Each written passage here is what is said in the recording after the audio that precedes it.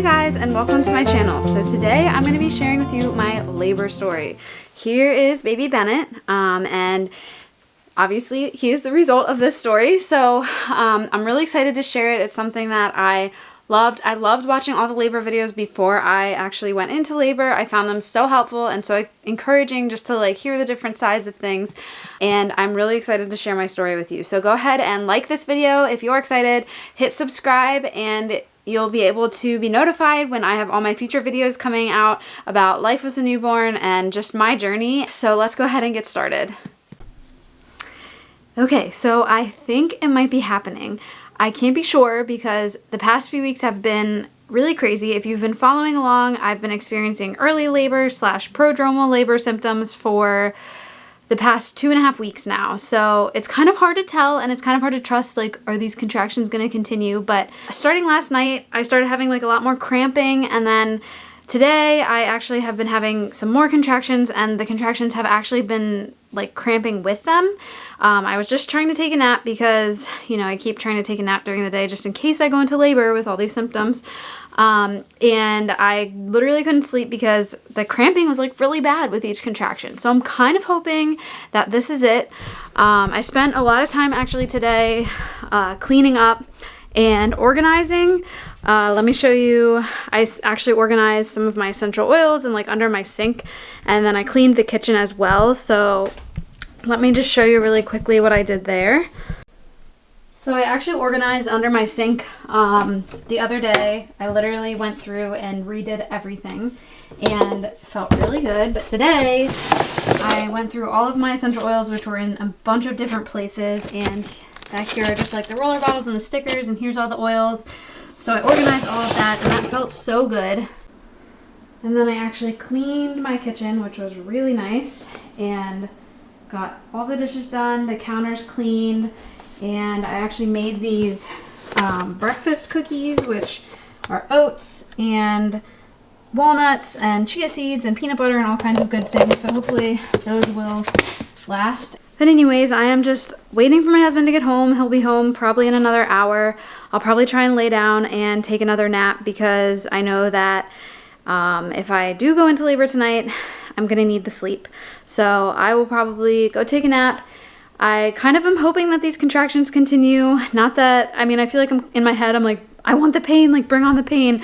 So I'm kind of hoping that they continue, but we'll see. If it's another just dealing with the painful contractions and they're just getting worse and then they stop, it's gonna be frustrating, but hopefully they continue, and hopefully pretty soon we'll be holding our baby. So stick with me and we'll find out.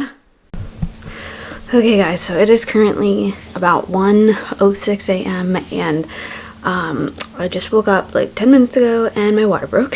By the time I went to bed, my contractions had like slowed down and there was definitely some cramping, but nothing huge.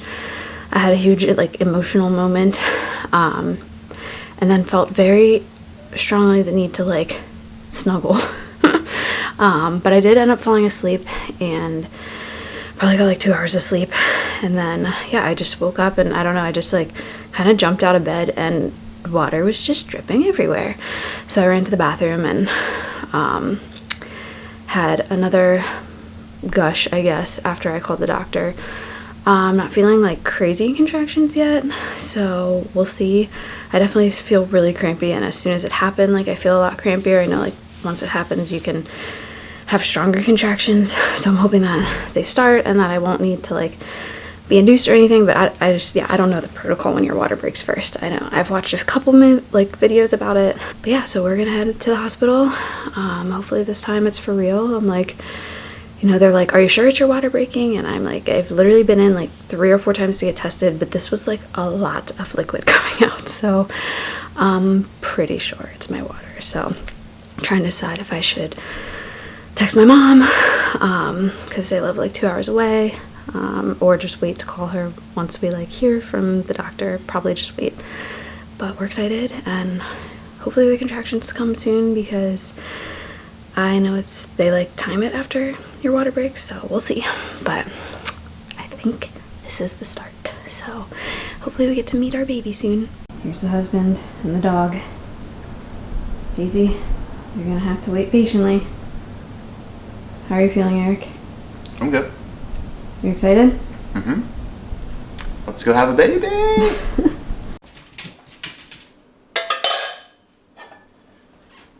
Just want to clean up before we go, because we might not be coming back.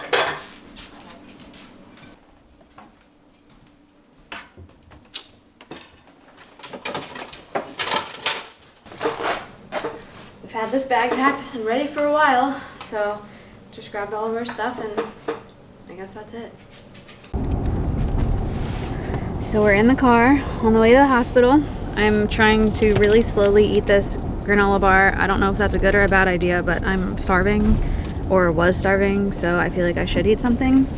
Having contractions, I guess, now that I've sat down and I can realize it. What was it, every 8 minutes? Yep. 7 or 8 minutes, and they're definitely more painful. So I'm hoping that we'll be able to check in with you guys once we get there. It's now 1:47 and we just got past the bumpiest road. Thankfully my contractions aren't like so painful because my water broke first. So we'll see what happens. It's so funny, every single time I've been in, I've seen the same doctor, and so I've kind of gotten, she wasn't my favorite at first, but I've definitely gotten more attached to her just because she's been there every time, and so we'll see how it goes. I don't know how she's always on call. Like, I don't know. I wouldn't survive that, like, every night. It's not every night, just every night I go in. Anyways, so yeah, we're headed in, and I have no idea how long it'll be, but I guess it's good to get there and let it happen there. I'm trying to relax and just let my body do its thing. So we'll see. We'll try and check in, and I'll let you guys know how it goes. Here's the hospital. Here we come. We're having a baby today. My water broke. So January 31st. Here we go.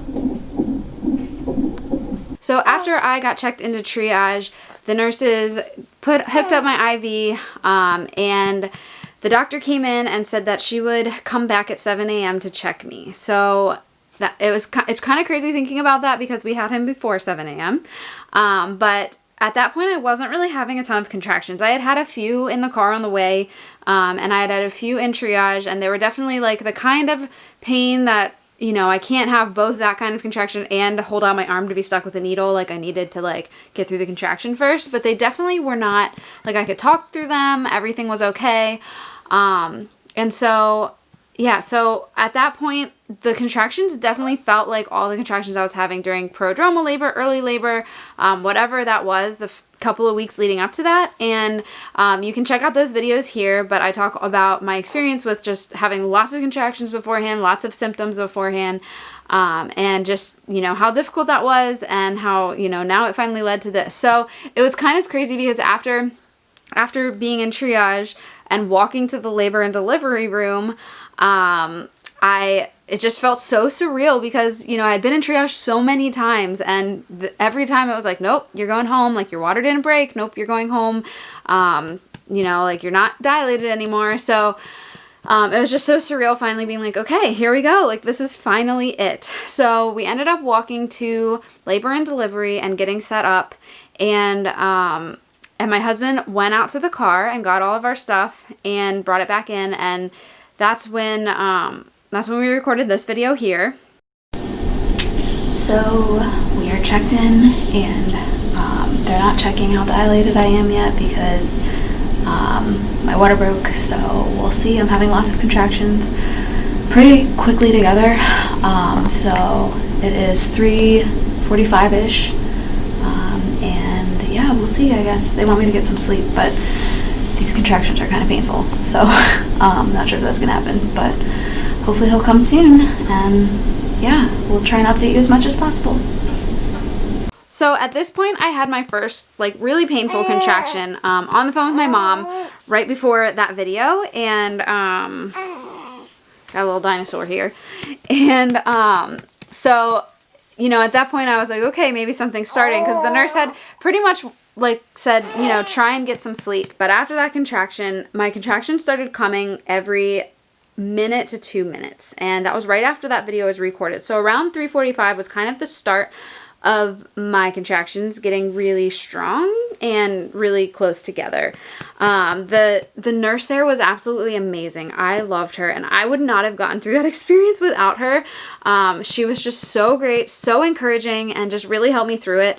And she pretty much said, like, do what your body needs to do. Like, if you feel like you need to walk around, if you feel like you need to sit, do those things. So at one point I was like, I feel like I need to squat. And she's like, let me get you a ball. So like I sat on the ball. And then at that point, sitting down just put so much pressure and it was so painful. So I was like, okay, not using the ball. Jumped right back up. We tried to go for a walk in the hallway right as the painful contractions were starting, and made it out into the hallway because we had 2 friends who were nurses working at that time. So I was like, let's go say hi. Made it out like literally right outside the door, had like 2 contractions, and I was like, okay, we're going back. And so I was really just, for the most part, just standing and kind of swaying my hips back and forth. My husband was kind of rubbing my back gently.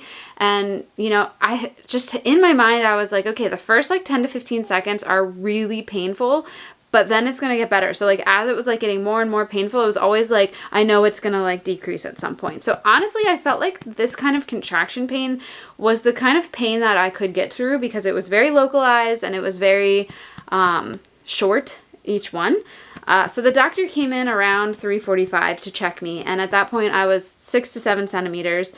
So in active labor, and everything kind of went really quickly after that. So as I said, I tried all those different things to kind of get through the contractions, and then once they started getting like a lot more painful, I ended up going and using, there was a jacuzzi tub that they had, and they recommended that with no epidural. So going into this situation, I was like starting to watch a lot of YouTube videos where people were, you know, intending to have natural births, and then their labor would be so long that it just got so exhausting that they needed to get the epidural because they wouldn't have had the energy to push. I was really fortunate. I did not want to do that epidural because of my health conditions, and it did have an increased risk of a lot of different, either worsening some of my conditions or just causing a lot more symptoms afterwards, or there was just a lot more risk with the epidural. So I was really, really hoping not to get the epidural. And my doctor had told me beforehand to use the jacuzzi tub, to ask for a room with a tub, because that was really helpful. So thankfully my labor progressed really quickly, so I didn't have to like deal with the long, extended, painful contractions and just running out of energy. So I ended up getting in the jacuzzi tub. It was funny because they needed to take my blood again because I guess it had clotted or something. So I'm like in the jacuzzi tub having painful contractions with my arm like sticking out the side, and like, you know, the girl is trying to take my blood, and she's like, I've never done this before when someone's like in the tub, and I'm like, okay, like please make this quick. But the jacuzzi tub helped so much. Like just being in the warm water and having the like jets like hit your body as you're like having the contractions. I don't know if it was more like a distraction or if it was more just, you know, pain relieving, or both. And my nurse was still so great. Like she said to me before I got in, she's like, we don't do water births here, but that doesn't mean we don't have them. So let me know when you're ready to push. And I'm like, I have no idea what it feels like to be ready to push. And so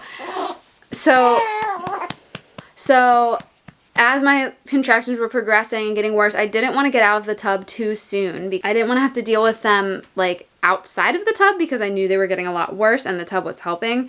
But I started to feel pressure, and, you know, she's like, once you start feeling pressure down there, like that's when you're going to like need to push. So I kept being like, I think I feel pressure. I don't know. I still wouldn't be able to tell you what it felt like to have like that start of that feeling. But so she's like, okay, I'll check you. And she checked me and I was 9.5 centimeters. And this was probably around 5.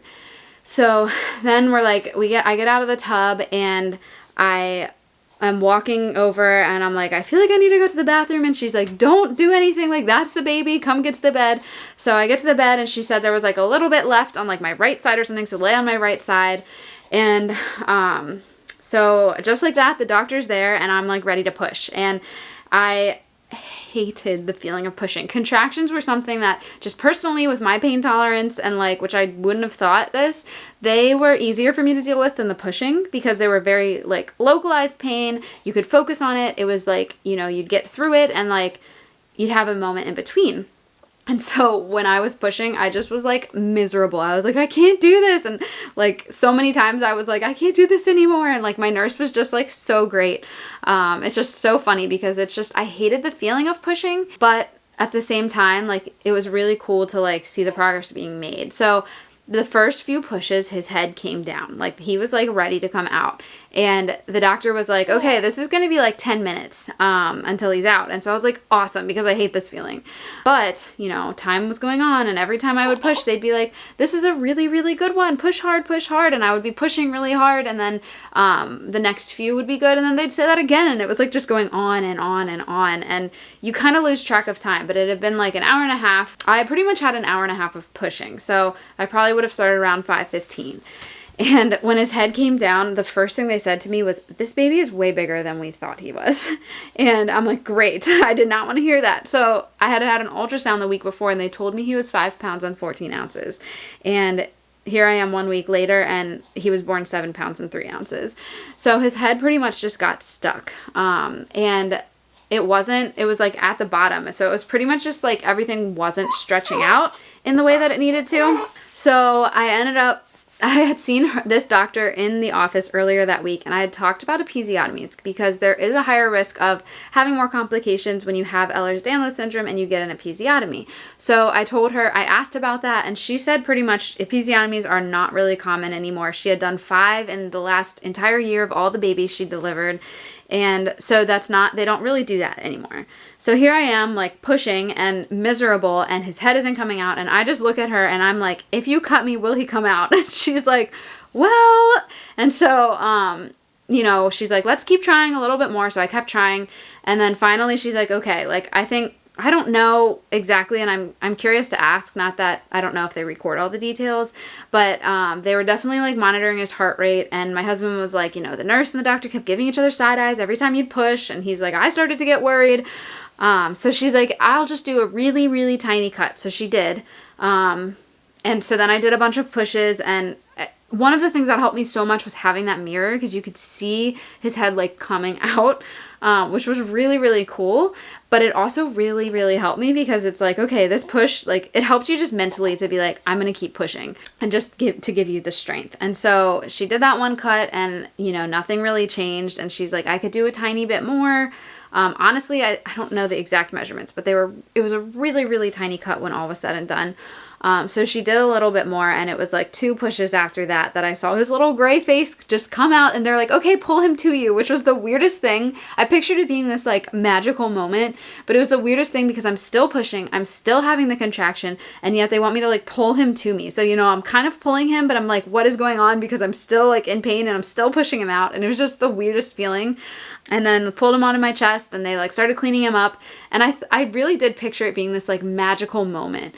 But you know, you're just so like, oh my gosh, like what just happened, that, you know, I was like happy to be holding him, but I just felt so like out of it for a minute. So they're like cleaning him up, and I loved this hospital because they routinely do 1 hour of skin to skin, and like they don't do otherwise unless there's a problem. And so they had him skin to skin with me, and then she ended up telling me that I tore a lot on the inside, probably because he came so quickly. So she said if she wouldn't have cut me, it probably would have been a really painful tear. I don't really know I wish I'd asked more questions, but obviously I was a little distracted, so I'm not really exactly sure. But she did stitch me up, which I hated because it was the same kind of pressure feeling, but it wasn't too bad. And honestly, you have your baby on your chest and you're just so like out of it at that moment, like what just happened. So he ended up being born at 6:46 a.m., which was pretty much 3 hours after those contractions started, the painful, like consistent contractions. So it was a really fast labor. Yeah, so honestly, when I look back, it was a really great experience. The nurse, I just remember so many times when I was pushing, the nurse, I would just look at her like, I can't do this. And she'd be like, you can do it. Like, so she was just so helpful and so great, and I would not have had the encouragement to get through it otherwise. My husband was also amazing. He was holding one of my legs the whole time. He was super encouraging. He was just really supportive and just really great. I had heard this thing before, this tip, in one of the YouTube videos I watched, that in terms of communication during labor and the things that your husband can do to help, that if he's doing something and it is helping, that you just know that if you don't say anything, he can keep doing it. But if it isn't helping, you have to say it. So when he would be rubbing my back, like, I didn't say anything because it was helping, and he knew, like, keep doing that. But when he would do something else and it was, like, kind of not helping, or it made it more painful or something, I would say that, and he knew that I had to say that. So he wasn't ever, like, questioning, like, is this helping? What am I doing? He knew that if I didn't say anything, it was helping, and that if it wasn't helping, I would say something, if that makes any sense. So he was just really great, and it was just super special, the moments afterwards, and I'll just include a few clips here. My one friend had come all the way back. She was about to get on a flight to North Carolina, and she heard that I was having the baby, so she drove all the way back. She was there so she could take some of these videos of my husband holding the baby, of us getting his weight and his measurements and stuff, and us holding him for the first time. So it was a super special time. I just loved every moment of it, and I just, afterwards, I felt like, probably partially because I was so tired, because my water broke like at 1 a.m. pretty much, and probably from pushing, but my eyes just felt so puffy afterwards. Like, I felt like I couldn't open them, which was just such a funny feeling, and you're just in such a daze. But honestly, it was a really awesome experience, and I would love to answer any questions. I'm going to be doing more videos about different parts of it and just different aspects of Ehlers-Danlos and pregnancy, and just, having a newborn and being a mom and all of that, which has been such a, crazy ride so far, but I love it. That's my labor story, and I will be sharing about my hospital experience soon, which was also a really great experience, and I have a lot of tips on how to make the most of that and just how to really enjoy that time as well, even though you're going to be totally exhausted. So yeah, that is my labor story, and here is baby Bennett ready to embrace the world. My biggest tips for a natural labor would be to just rest as much as you can as you approach labor, to do as much research as you can on how to cope with contractions. And I ended up doing a lot of exercises that help to position the baby correctly. He was head down from the start, so that was really lucky. And he was also really low. He dropped really early and his head was so low, and I think that's why it went so quickly. But I was in that prodromal labor for a long time, and so I think that during that time I had done a lot of different positions and different little exercises to help position the baby correctly. Now, I'm nervous for the next labor because, if this one was this fast, I'm nervous that it will be even faster. There's a lot of blessing in a fast labor, but then there was definitely a lot of complications that happened, which I will talk about in the hospital video and then also in my first 2 weeks with a newborn video, and that will be coming up soon too as well. So make sure you hit that subscribe button so that you'll be notified when these other videos come out. I'd love to hear your stories, your experiences, and if you have any questions, please put them in the comments below and I'll try my best to answer them. Have a great day, and I'll see you guys next week.